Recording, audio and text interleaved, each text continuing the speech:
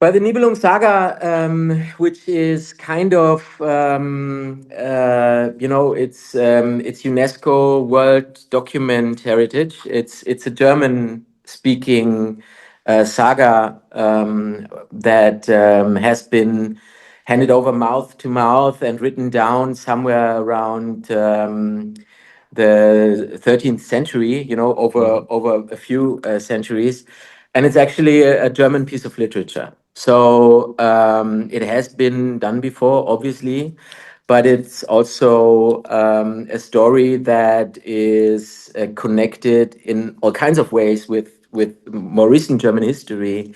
There's been a novel written by Wolfgang Holbein, who's one of the most successful German-speaking fantasy novelists, and his perspective was to rather shift away from Siegfried, the hero that usually is the hero, also in Richard Wagner's version of the story and everything, and it's more shifted to Hagen, who is rather the traitor character in the, let's say, original adaptation of the Nibelung Saga. And we thought, since it's the German story that is set in that area of time in the medieval days, and since there has been an update by Wolfgang Holbein a few decades back, maybe it's time, with today's possibility of modern storytelling, maybe it's time to give it another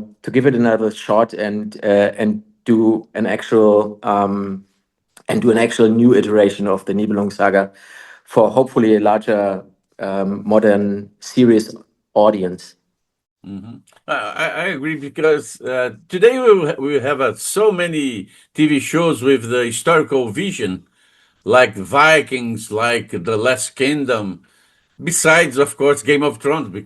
Game of Thrones is a fantasy in essence. So, what was the initial vision for the tone and the style of the series? Did it change during the production? No, it did not really change during the production, but it's a very good question, because we have given especially that a lot of thought.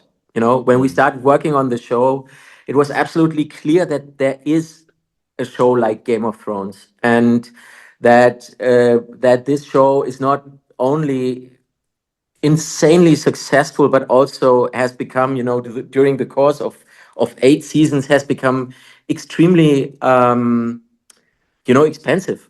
There's dragons, and there's perfect CGI, and there's, all kinds of things, and it costs hundreds of millions of US dollars to produce the show. And this is War of the Kingdoms is a show that's purely financed out of Germany and created out of Germany. And what we knew from the get-go is that we cannot really, compete with a show like Game of Thrones. Wouldn't make sense. We would have to find our own identity. And our approach was to find that, when it comes to the vision of the show, that we'd only find that in the world creation aspects. Everything that is handcrafted, everything that is handmade, the sets, the decorations, hair and makeup, obviously, but especially the costume design.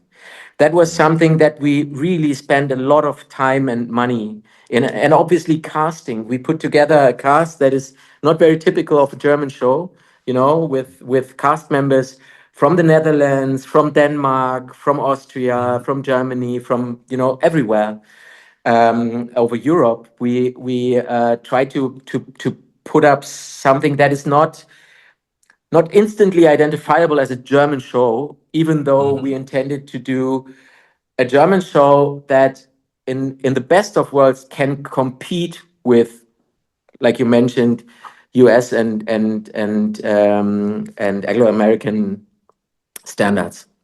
What were the biggest logistical challenges during the filming? Locations, effects, battle, and of course, money, budget.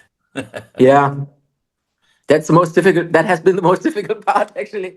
But we have, the Constantin Film is situated in Munich, but I work with the company for 25 years, and I'm located in Berlin.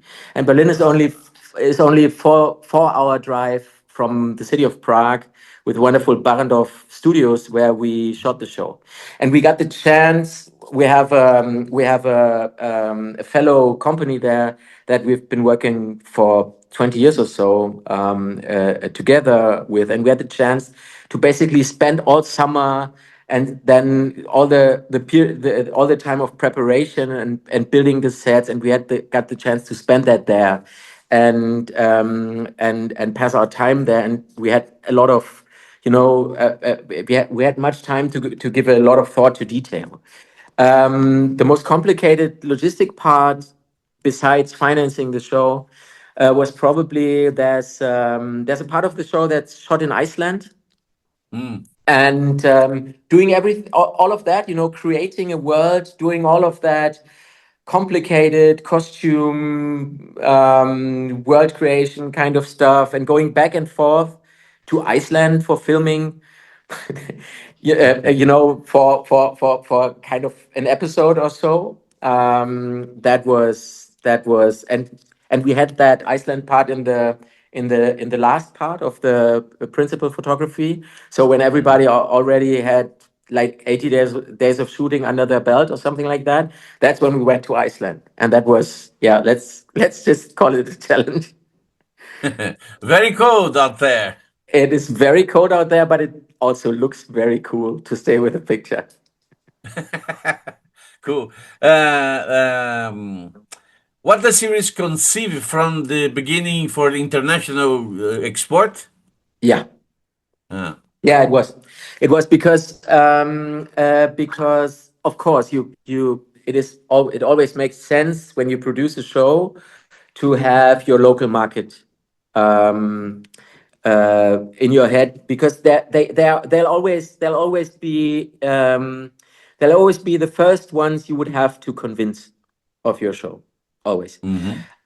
So that's why we cast Jannis Niewöhner as Siegfried, a very, very well-known face in German television as well as theaters. But when you think about financing a budget like that and a show like that and refinancing a show like that, we always wanted the show to work, globally as much as possible.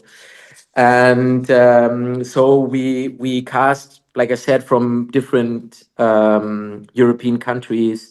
We shot the show in different European countries, and we tried to put together a sort of international team. Wow. Our costume designer is French, by the way. Well, my last question is, what legacy you hope War of Kingdoms will live to European television? I hope that they'll say someday that this is the one medieval show that's not from the US. But Yeah. probably that's a bit of a high standard.